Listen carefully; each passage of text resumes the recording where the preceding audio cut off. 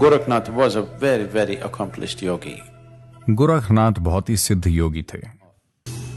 गोरखनाथ ने अपना आपा खो दिया। उन्होंने उस योगी को परे धकेला और गुफा में चले गए। उन्होंने अपना तंत्र इस्तेमाल किया और योगी के दिमाग में जो कुछ था उसे बाहर निकाल लिया।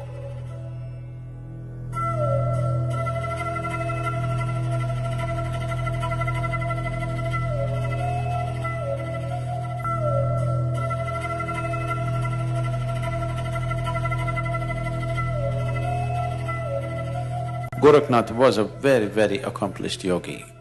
गोरखनाथ बहुत ही सिद्ध योगी थे। भारतीय योगिक संस्कृति के इतिहास में वो एक सितारे की तरह जो कई मायनों में असाधारण है।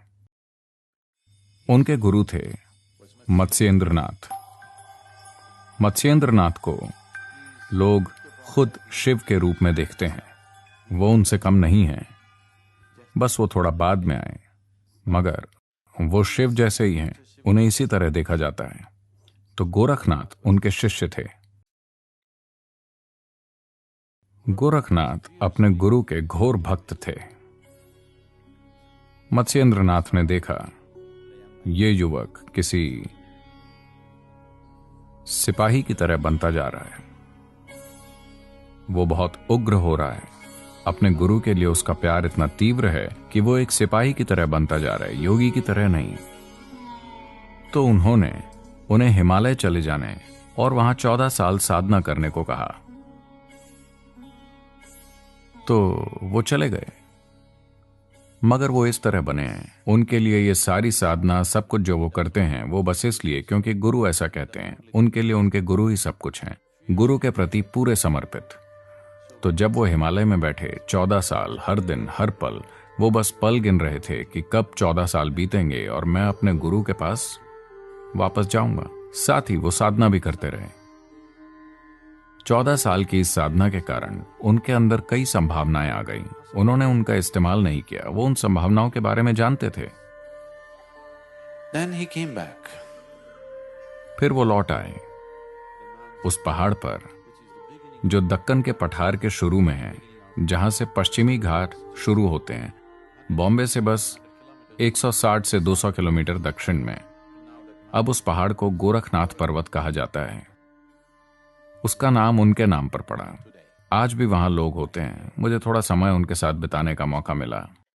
तो वो पूरा सफर करके वापस नीचे आए। देखिए, आपको ये सारी व्यवस्था समझनी होगी। पैदल चलकर हिमालय तक जाना, वहां 14 साल रहना और फिर पूरा सफर तय करके वापस नीचे आना, बस एक तीव्र विचार और भावना के साथ कि वो अपने गुरु की मौजूदगी में होना चाहते हैं। It's not a small thing. ये कोई छोटी चीज नहीं है। हिमालय चढ़ना, 14 साल वहां इंतजार करना और वापस आना, पूरा पैदल चलकर। जब वो आए, जिस गुफा में मत्स्येंद्रनाथ रहते थे, उसके ठीक बाहर एक साधु था। एक दूसरा योगी था जो वहां पहरा दे रहा था। तो वो वापस आए तो इस योगी ने उन्हें रोका और कहा, तुम गुफा में नहीं घुस सकते। गोरखनाथ बोले, क्या मैं गुफा में नहीं घुस सकता? मैं अपने गुरु से नहीं मिल सकता? मैं 14 साल से इंतजार कर रहा हूं। वो बोला, नहीं, आप नहीं घुस सकते। गोरखनाथ ने अपना आपा खो दिया। उन्होंने उस योगी को परे धकेला और गुफा में घुस गए। जब वो गुफा में गए तो वहां मत्स्येंद्रनाथ नहीं थे, गुरु वहां नहीं थे। तो वो व्याकुल हो उठे, कहां है वो? तो वो बाहर आए और योगी से पूछा, गुरु कहां है? वो बोला, मैं तुम्हें नहीं बताऊंगा। मैंने तुम्हें गुफा में घुसने से मना किया था, तुम मुझे धक्का देकर चले गए, मैं तुम्हें नहीं बताऊंगा। तो गोरखनाथ ने अपने तंत्र का इस्तेमाल किया और योगी के दिमाग में जो कुछ था उसे बाहर निकाल लिया और सीधा वहां पहुंचे जहां गुरु थे। उन्होंने गुरु की छुपने की जगह को ढूंढ निकाला। जैसे ही वो वहां पहुंचे, वहां गुरु ने एक दूसरे योगी के पास उनके लिए आदेश छोड़ा हुआ था कि उन्हें फिर 14 साल के लिए हिमालय जाना होगा, क्योंकि उसने उस साधना का दुरुपयोग किया जो मैंने उसे दी थी। मैंने उसे साधना आध्यात्मिक विकास के लिए दी थी, मगर उसने किसी और के मन में घुसने के लिए उसका इस्तेमाल किया, जो किसी योगी को कभी नहीं करना चाहिए। फिर से 14 साल। तो गोरखनाथ ने पूछा, क्या इस समय को कम करने का कोई उपाय है? अगर तुम एक असंभव रूप से कठिन आसन में बैठो तो हम उस समय को आधा कर देंगे। 7 साल। यह असंभव रूप से कठिन आसन है। वो इस तरह अपने बाएं पैर की उंगलियों पर बैठे, एड़ी मल द्वार पर मूलाधार में और दाहिना पैर पालथी में। इसे आज भी गोरखनाथ आसन कहा जाता है। तो वो बस अपने पैर की उंगलियों पर मूलाधार के ऊपर थे, बाई एड़ी के सहारे, और दाहिना पैर यहां। वो 7 साल तक इस तरह बैठे। या तो 14 साल या कठोर 7 साल। फिर वो वापस लौटे।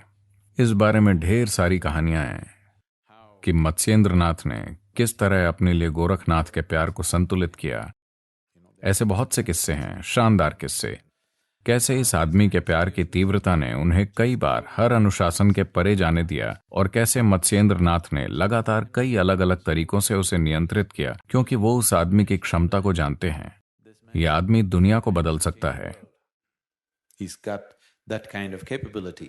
उनमें इस तरह की काबिलियत है, उनमें बहुत आग है, लेकिन स्थिरता और दिशा की कमी है। गोरखनाथ ने बाद में अपने गुरु के निधन के बाद भारत के सबसे व्यापक आध्यात्मिक आंदोलनों में से एक को स्थापित किया। अगर आप किसी को देखते हैं जिसके कान में एक बड़ी बाली हो, एक बड़ी बाली, आमतौर पर हड्डी की बाली, मतलब वो एक गोरखनाथी है। आमतौर पर आज भी गोरखनाथी हमेशा एक छड़ी और एक कुत्ता अपने साथ लेकर चलते हैं। वो कुत्तों से प्यार करते हैं। वो अपने कुत्तों को अपने कंधे पर लेकर चलते हैं। वो उन्हें चलने नहीं देते। ठीक है, हर समय उनके पास कुत्ते होते हैं जिनका रंग गहरा काला होता है। वो कोई दूसरा कुत्ता नहीं रखते, बस काले कुत्ते। और वो अपने कुत्तों से बहुत प्यार करते हैं। उनके कुत्तों को अच्छा खिलाया पिलाया जाता है। वो मोटे ताजे और अच्छे होते हैं, और वो उन्हें चलने नहीं देते। वो उन्हें उठाकर सैकड़ों मील चलते हैं। तो गोरखनाथियों को आमतौर पर इन दिनों नाथी या कनफट कहा जाता है, क्योंकि उनके कान में एक छेद होता है, तो उन्हें कनफट कहा जाता है। वो आज भी लोगों का बहुत उग्र समूह होता है। उसे काफी बुरे समय से गुजरना पड़ा, मगर अब भी ये उन समूहों में से एक है जिसमें सच्चे साधक हैं, जो हजारों साल बाद भी सक्रिय हैं।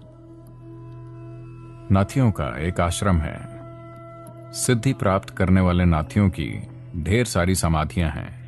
जिन लोगों को सिद्धि प्राप्त हुई उनकी पत्थर की समाधियां हैं, बाकियों को पेड़ों के नीचे दफना दिया गया। तो आपको बड़ी संख्या में वो देखने को मिलेंगे, जो उस प्रणाली की समृद्धि को दिखाता है कि इतने सारे लोगों ने सिद्धि प्राप्त की।